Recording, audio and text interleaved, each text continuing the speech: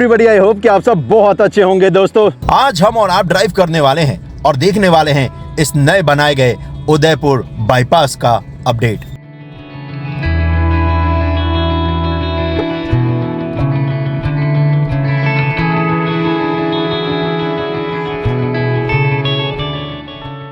दोस्तों ये है नया उदयपुर बाईपास। बाईपास का मतलब समझ ही गए कि सिटी के बाहर से निकल जाएं, इसी वजह से ये बनाया गया है, जो कि इसी साल फरवरी में स्टार्ट हुआ है। ये जो बाईपास है ना दोस्तों, इसकी मदद से आप उदयपुर सिटी के अंदर से नहीं होकर बाहर से ही आप आगे अहमदाबाद को जा सकते हो। तो राजस्थान और गुजरात के बीच में जो लोग ट्रेवल करते हैं ना, उनके लिए बहुत बड़ा रिलीफ हुआ है इस नए बाईपास के बन जाने के बाद। और ग्रीन फील्ड का है, तकरीबन 900 करोड़ की लागत से यह बना है।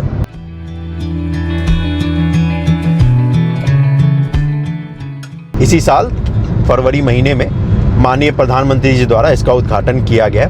6 लेन का ये बाईपास है। इसमें जो बेस्ट पार्ट है ना भाई, इसका जो नज़ारा है ना, वो सच में बहुत कमाल का है। 24 किलोमीटर लंबा ये पूरा बाईपास है और इस 24 किलोमीटर को ट्रेवल करने में आपका ज़्यादा वक्त लगता नहीं है, क्योंकि बाईपास पे स्पीड लिमिट भी 90 किलोमीटर प्रति घंटे का है।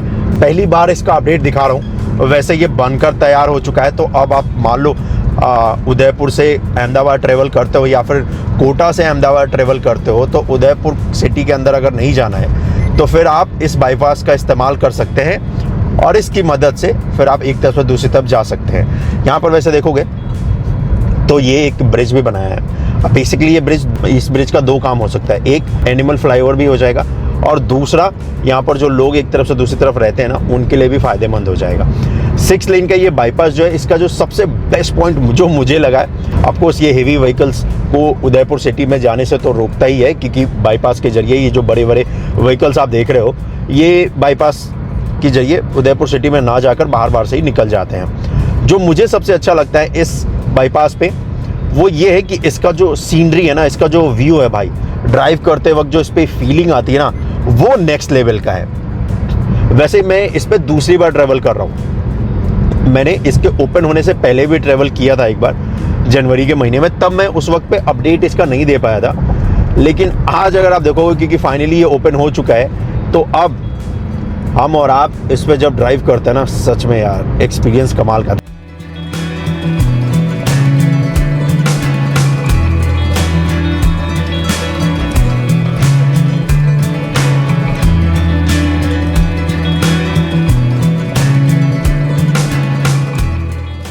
वैसे मैं सेकेंड टाइम इस पर ड्राइव कर रहा हूँ। एक मैंने इस पर ड्राइव किया था जब लास्ट टाइम मैं गुजरात आया था, आई थिंक जनवरी के महीने में, तो मैंने इस पर ड्राइव किया था। और दूसरा ये है, उस वक्त पे ऑफिशियली स्टार्ट नहीं हुआ था, लेकिन हाँ आप यूज़ कर सकते थे और मैंने भी उस वक्त पे यूज़ किया था। सच में अच्छा बाईपास बनाया है ये। मतलब जो एक चौराहे से निकलने में ही आपको 20-25 मिनट लग जाते थे, इस नए बाईपास की मदद से ना आप 20-25 मिनट में उदयपुर के बाहर से ही निकल जाओगे। NHAI से बनाया है। वैसे इसका काम स्टार्ट हुआ था साल 2017 में, कंप्लीट होना था 2019 में, लेकिन बहुत सारे चैलेंजेस आए और ये फाइनली जाकर कंप्लीट हुआ, ओपन हुआ 2024 में।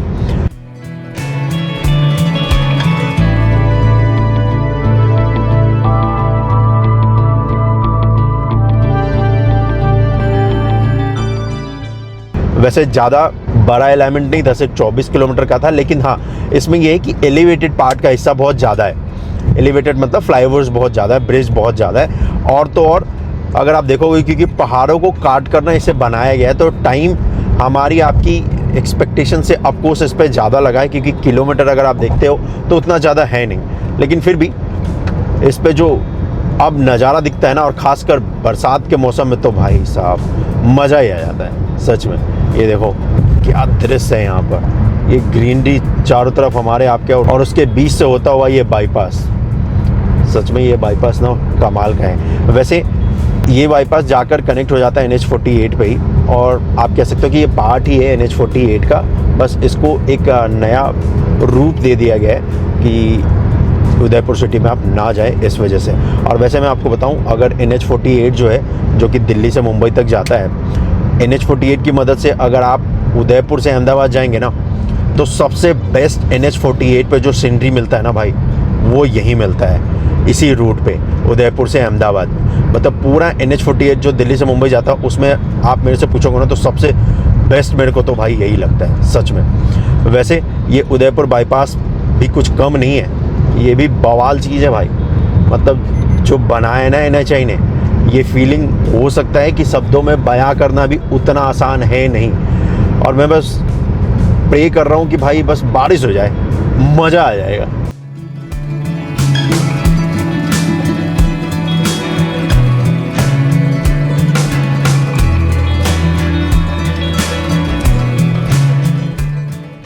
ये देखो क्या सीन है यार, मतलब इस पर ड्राइव करो ना।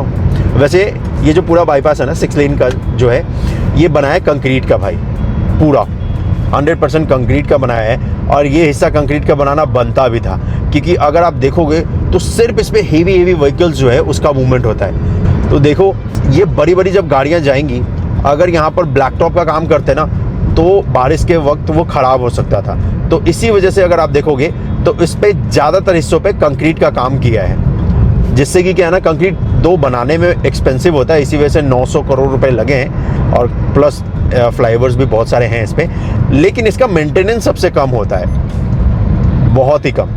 तो इसी वजह से ये कंक्रीट का हिस्सा बनाया है। और वैसे भी दिल्ली मुंबई एक्सप्रेसवे भी अगर आप देखोगे ना, जो दिल्ली से मुंबई के बीच में बनाया जा रहा है, तो उसमें भी अगर आप देखोगे तो अहमदाबाद से लेकर और जो आगे मुंबई तक का हिस्सा है, यानी कि गुजरात से मुंबई तक का जो हिस्सा है, उसको भी कंक्रीट का बनाया है, क्योंकि वहाँ पर भी कमर्शियल व्हीकल का जो मूवमेंट है ना बहुत ज़्यादा है। तो अगर यहाँ पर भी अभी भी देखोगे, अगर मैं जूम करके दिखाऊँ आपको, तो ये अगर आप देखोगे तो यहाँ पर आप देखो, मतलब पैसेंजर व्हीकल या छोटे व्हीकल्स तो बहुत ही कम आपको दिखेंगे भाई। यहाँ पर सिर्फ बड़े बड़े व्हीकल्स हैं, ये हेवी। तो इससे आपको अंदाज़ा मिल भी गया होगा कि सच में इस पे जो व्हीकल का मूवमेंट है वो हेवी व्हीकल का बहुत ज़्यादा है।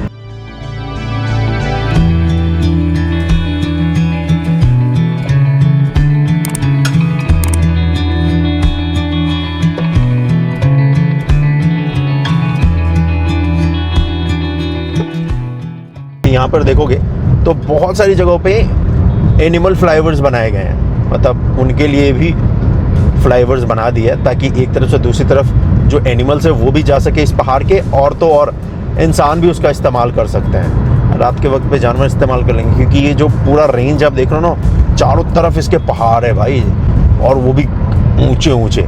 अब ये थोड़ा सा मुझे याद दिलाता है, ये जो हिस्सा है ना, ये याद दिलाता है मुझे दिल्ली मुंबई एक्सप्रेसवे के MP वाले हिस्से का। वहाँ पर भी ऐसे ही दोनों तरफ पहाड़ियाँ हैं, उनको काटा गया और फिर बीच में ऐसे ही आप देखोगे तो फ्लाईओवर्स बनाए गए हैं। और तो और सीनरी भी कुछ ऐसा ही दिखता है, क्योंकि वहाँ पर भी बहुत सारे पहाड़ जो हैं आते हैं। और दिल्ली मुंबई एक्सप्रेसवे की बात चलिए तो मैं बताऊँ, दिल्ली मुंबई एक्सप्रेसवे पे जब आप ट्रैवल करोगे ना, तो मेरे से अगर पूछोगे तो सबसे कमाल का जो नज़ारा देखने को मिलेगा ना, मतलब दोनों तरफ पहाड़ियाँ और बीच से एक्सप्रेसवे निकलता हुआ, वो एक MP वाले हिस्से पे मिलेगा, और पूरे MP में तो नहीं, कुछ हिस्से पे। और दूसरा जो मिलेगा ना, मतलब टॉप में अगर मैं रखूँ तो वो महाराष्ट्र का होगा, क्योंकि महाराष्ट्र वाले ज़्यादातर हिस्से में ना बहुत कमाल की सीनरी है भाई सच में। वडोदरा से विरार वाला जो हिस्सा है वो भी एकदम मस्त सीनरी आएगा उस पर भी। ये टोल प्लाजा को क्रॉस कर लिया है मैंने, तो जैसा कि मैंने आपसे कहा था लास्ट टाइम, तो मुझे नहीं देना पड़ा था टोल, लेकिन यस अब ऑफिशियली स्टार्ट हो गया तो भाई अब तो देना बनता भी है। और चलता है, क्योंकि यार टाइम बहुत सेव कर देता है ये सच में। हेवी व्हीकल्स देखो भाई आप, ये हेवी व्हीकल्स देखकर आपको समझ में आ ही गया होगा कि भाई इकोनॉमिकल एक्टिविटीज़ ना बहुत ज़्यादा है यहाँ पे, और वो सच भी है। ये देख लो, दोनों तरफ आपको सिर्फ और सिर्फ हेवी व्हीकल्स दिखेंगे, और ये हेवी व्हीकल्स देखकर मुझे अच्छा लगता है सच बताऊँ तो पर्सनली, क्योंकि यार ये होना भी चाहिए। ये अगर नहीं होंगे ना तो भाई इकोनॉमिकल एक्टिविटीज़ कैसे होगी, तो ये अच्छा है। अब मुझे ये नहीं पता कि यहाँ पर स्लो डाउन किस वजह से है, थोड़ा सा स्लो डाउन तो है, या तो ये जो हेवी व्हीकल्स हैं ये रुके होंगे खाने पीने के लिए, या तो यहाँ पर चेक पोस्ट होगा।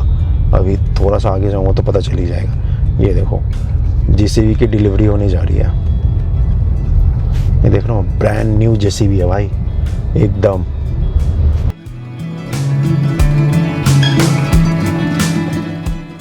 क्योंकि मॉर्निंग का टाइम है, सुबह के 9 o'clock हो रहे हैं, तो इसी वजह से ये जितने भी ट्रक वाले भाई लोग हैं ये लोग चाय पीने के लिए रुके हैं। चाय चाय तो बनती है भाई, चाय तो मेरे को भी बनता है भाई, क्योंकि मैं भी बहुत देर से ड्राइव कर रहा हूँ। और वैसे यहाँ से अगर बताऊँ तो इस जगह से मुझे अहमदाबाद पहुँचना है, और अहमदाबाद पहुँचने के लिए ऑलमोस्ट मुझे लगेंगे, इस पे दिखा रहा होगा मैप पे, एक मिनट, यस, तो 4 घंटे लगेंगे। और मैप देखो जरा आप, चारों तरफ पहाड़ियाँ ही पहाड़ियाँ हैं, देख रहे हो आप, मज़ा आएगा भाई सच में। और ये 2 जेसीबी है भाई एक ट्रक पे। अब वैसे क्या ना, देखो एक चीज़ देखोगे ना, तो ये जो हिस्सा है ना जहाँ पर पहाड़ की कटिंग करी है, खैर आने वाले 4-5 सालों में इस पे भी जब नए पेड़ पौधे आ जाएंगे खुद ब खुद ही, और उसके बाद जब यहाँ पर वो जो घास होते हैं पहाड़ों वाले खासकर, वो जब आएंगे तो ये हिस्सा भी अच्छा लगेगा। अभी क्योंकि रिसेंटली इसको बनाया है तो उतना ज़्यादा पेड़ पौधे आपको इस पर नहीं दिख रहे, लेकिन ये बेस्ट है, ये सबसे बेस्ट हिस्सा है जो आप देख रहे हो इस वक्त पे। ओह वाह, मुझे ना रांची जमशेदपुर एक्सप्रेसवे की याद आ गई। उसको भी मैंने इसी महीने में, जून जुलाई के महीने में मैंने कवर किया है, और उस पर भी ऐसा ही सीनरी था भाई, वो कमाल था वो।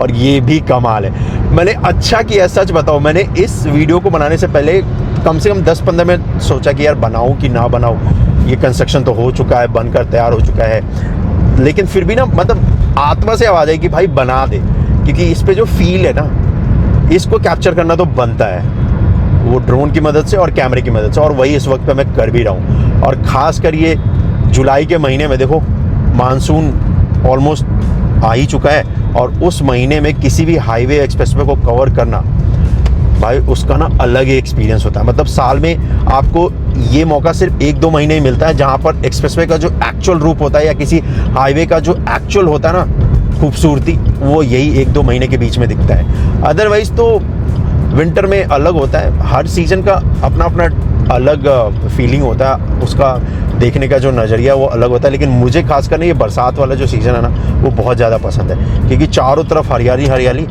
और बीच से निकलता हुआ हाईवे या फिर एक्सप्रेसवे।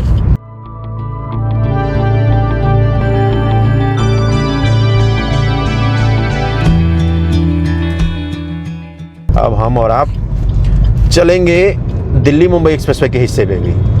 हाँ, दिल्ली मुंबई एक्सप्रेसवे का भी हिस्सा मेरे को कवर करना है, क्योंकि उस पर भी ना ग्रीनरी अच्छी खासी होगी, क्योंकि मानसून आ चुका है, तो उस वाले हिस्से को भी कवर करना भाई बनता है। और ये जो सीन है भाई, इसके लिए तो भाई क्या कहूँ मैं।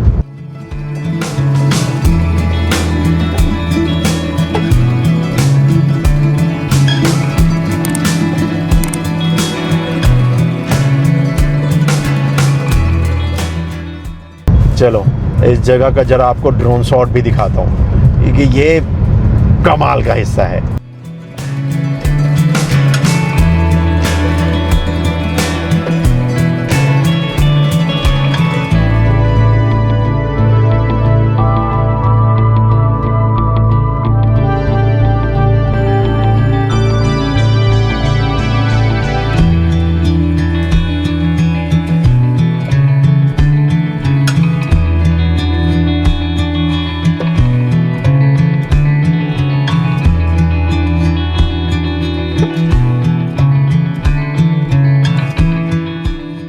आप पूछोगे कि भाई किस महीने में सबसे ज़्यादा कमाल का व्यू इस पे दिखेगा, तो भाई वो नेक्स्ट महीने जुलाई में अच्छी खासी बारिश हो जाती है। फिर अगस्त में जब आप इस पे आओगे ना, या अगस्त के महीने में किसी भी नए एक्सप्रेस पे, नए हाईवे पे ट्रैवल करोगे ना, जिस पे आपने ट्रैवल नहीं किया है, भाई कमाल का नज़ारा होता है वो। और ख़ासकर जब ऐसे माउंटेन्स वाले एरिया से जब हाईवे निकल रहा हो ना, वो तो भाई ड्रोन शॉट देखकर आपको पता चल ही गया होगा, है ना।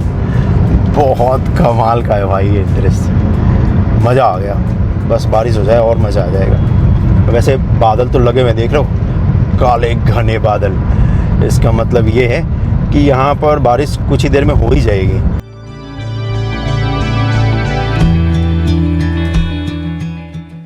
अब ऑलमोस्ट ये अगर आप देखोगे जो बाईपास है, ये अब होने वाला है समाप्त, और हम और आप कनेक्ट हो जाएंगे NH-48 पे। लेकिन वो वाला भी कमाल है, NH-48 का जो हिस्सा है वो भी कम नहीं है भाई किसी से। उस पर भी बहुत सारा कमाल का नज़ारा आपको देखने को मिलेगा जी।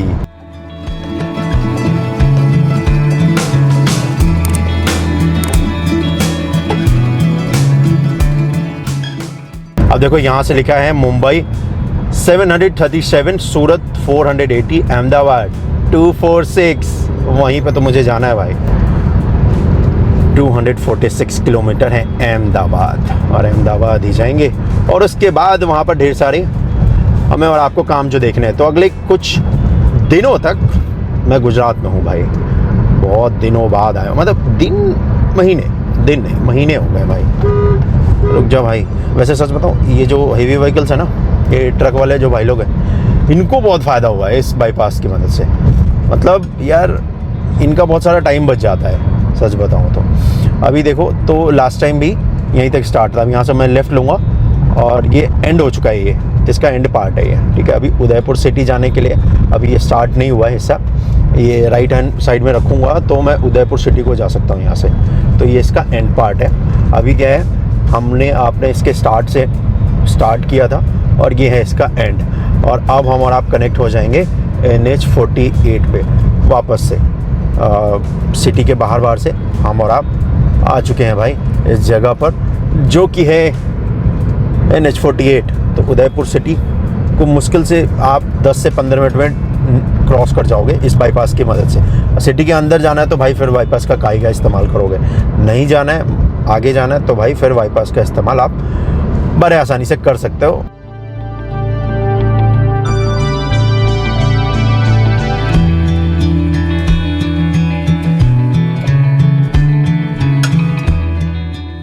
तो भाई वैसे फाइनली हमने और आपने एग्जिट भी ले लिया, और ये जो है, ये जैसा कि मैंने आपसे कहा, ये है NH48 भी अगर आप देखोगे ना, ये हिस्सा जैसा कि मैंने आपसे कहा, उदयपुर से अहमदाबाद जब आप ट्रैवल करते हो ना टुवर्ड्स मुंबई की तरफ, अहमदाबाद की तरफ, तो भाई तो इस NH48 पे भी जो नज़ारा होता है बहुत कमाल का होता है।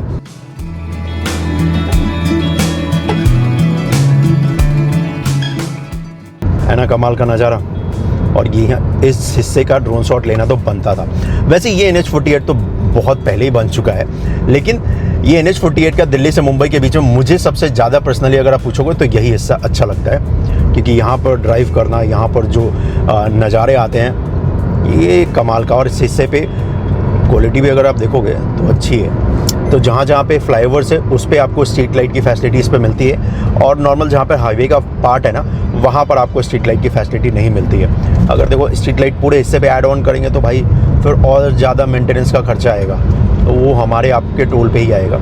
तो इसी वजह से जितना अवॉइड हो सकता है उतनी जगह पे करते हैं, क्योंकि गाड़ियों में आजकल लाइटें अच्छी आने लगी हैं और अच्छी क्वालिटी की आने लगी है। तो मुझे ज़्यादातर वैसा नहीं लगता पर्सनली कि हाँ भाई हर जगह पे लाइट होनी चाहिए।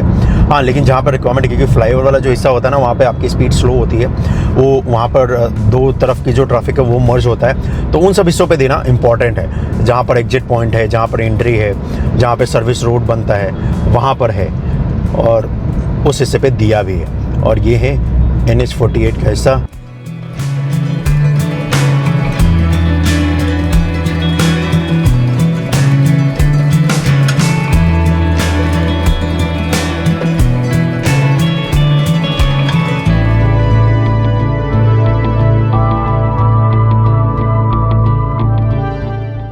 और वैसे अगर आप आसमान में देखोगे तो भाई ये काले घने बादल आपको दिखेंगे, जो कि किसी भी टाइम यहाँ पर बरस सकते हैं। तो बारिश होगी ये तो कंफर्म है, और अब नहीं होगी तो कब होगी, है ना भाई। इस बार तो गर्मी ने सबके पसीने छुड़ाए हैं, और भाई इस बरसात का इंतज़ार दिल्ली NCR वालों को तो बहुत ज़्यादा थी। पता नहीं उदयपुर में भी क्या गर्मी थी नहीं थी, वो मुझे पर्सनली नहीं पता। अगर आप उदयपुर से हो तो प्लीज़ मुझे बताना कि क्या हालात थे इस बार गर्मी में उदयपुर के। वैसे भाई सच बता रहा हूँ, दिल्ली NCR में तो क्या, पहाड़ों पे भी इस बार हालत ख़राब थी। मतलब नैनीताल, शिमला, उन सब जगहों पे भी बहुत गर्मी थी। मैंने लिटरली कभी इतने सालों में देखा नहीं है कि पहाड़ों पे जो पेड़ है वो झुलस जाए। हिमाचल गया था और कुछ जगहों पे तो मुझे ऐसा दिखा भाई कि भाई लिटरली में जो पेड़ थे ना वो जल चुके थे। तो ये वाला थोड़ा टफ था गर्मी, लेकिन चलो आई होप कि नेक्स्ट ईयर ऐसा ना हो। तो तो ये है NH48 का जो नज़ारा मैं आपको कह रहा था कि जो सबसे कमाल का और खूबसूरत होता है, और इसी नज़ारे को मुझे दिखाना था आपको। तो ये है इसका नज़ारा, आप एंजॉय कीजिए इस नज़ारे को।